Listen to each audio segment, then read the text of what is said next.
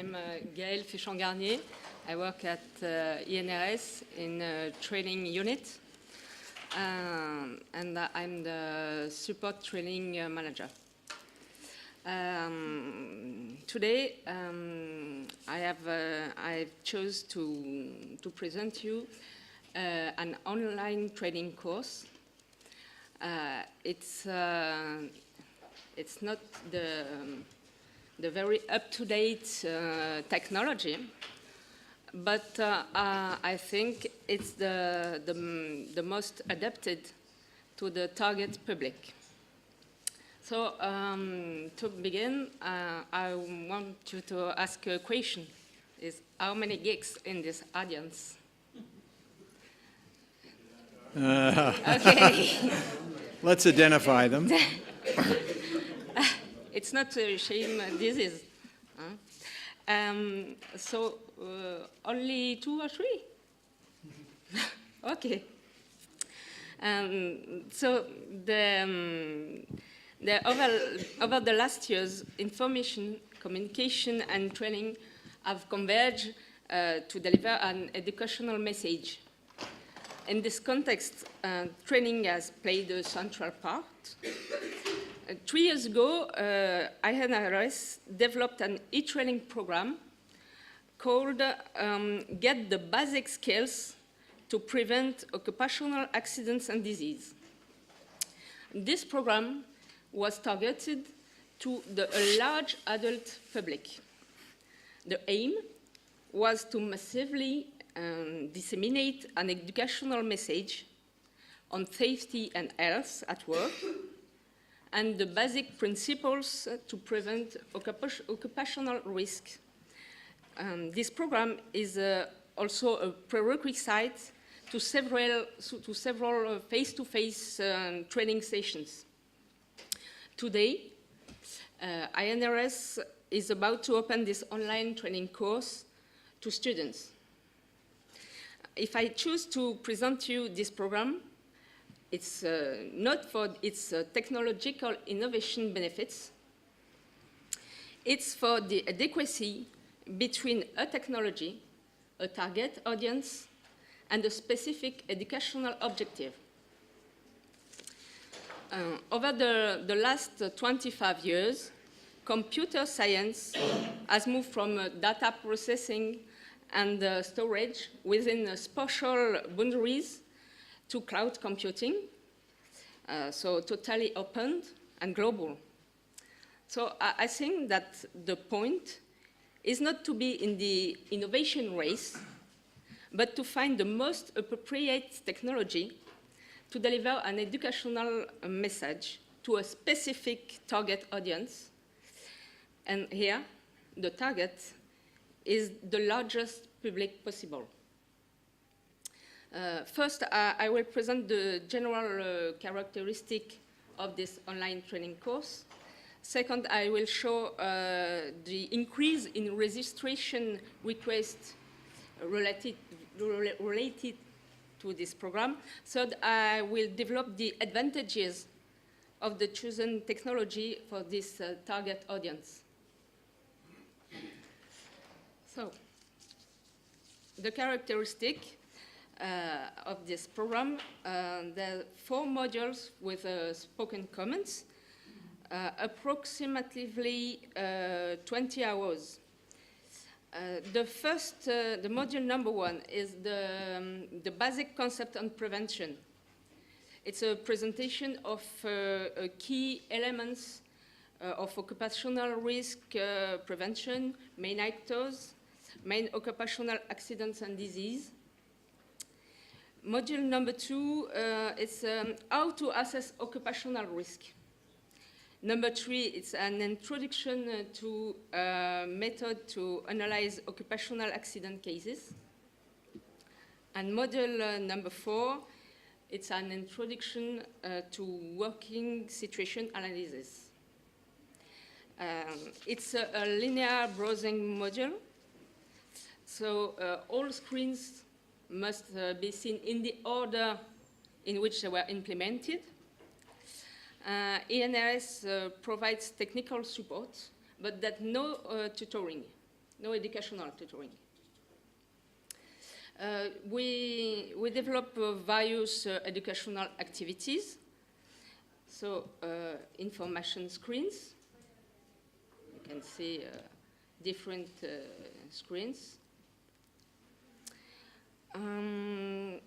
It's particularly appropriated to delivering an academic message.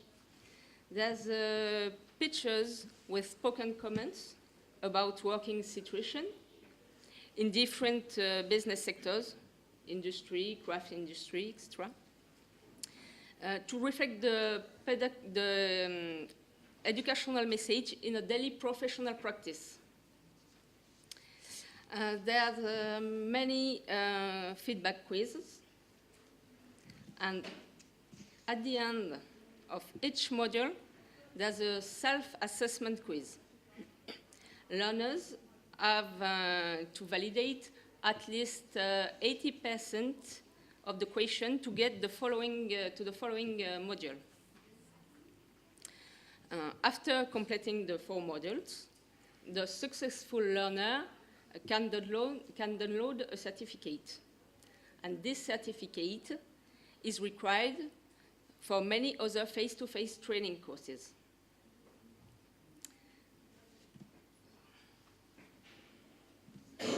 So I want to show you the increase in registration requests related to the online trading course. Until now, the registrations were managed by a training assistant. Given the increasing demand, the registrations are now automatic. The learner can register online via a form and receive their login and password by email. Between 2010 and 2013, the number of subscribers doubled from about 5,000 to approximately 10,000. What's the explanation? The public is larger, and this online training course is a prerequisite for more and more face-to-face training sessions. This trend shows that this online training course responds to a real need. The success rate is almost 80%. In 2014, a new public, given the high demand from the French educational system, INRS is about to open this online training course to vocational high school students and postgraduate students. The target public could then come close to 100,000 learners. So an online registration is, of course, required. And why choosing the right technology? According to the Gartner Institute, in 2014, 70% of the world's top 2,000 companies will use a gamified system, but 80% of them will fail. Among the main mistakes, Gartner has identified a target problem. In several cases, gamification may not be the answer, but the name is catchy, it sounds fun. So choosing the right technology is a real challenge. Today, training courses are more interactive and more playful, and with all kinds of smartphone apps. The used technology is a tool that should be at the service of learning. It's not an in itself. As we are in a situation of acquisition of basic notions, we don't need to simulate any professional situation with substantial interactivity. But the simplicity of this online training course allows us to target a very wide and very heterogeneous public. Craftsmen, employers, unemployed people, face-to-face trainers, etc. These learners are very different in terms of computer equipment, cultural background, or IT skills.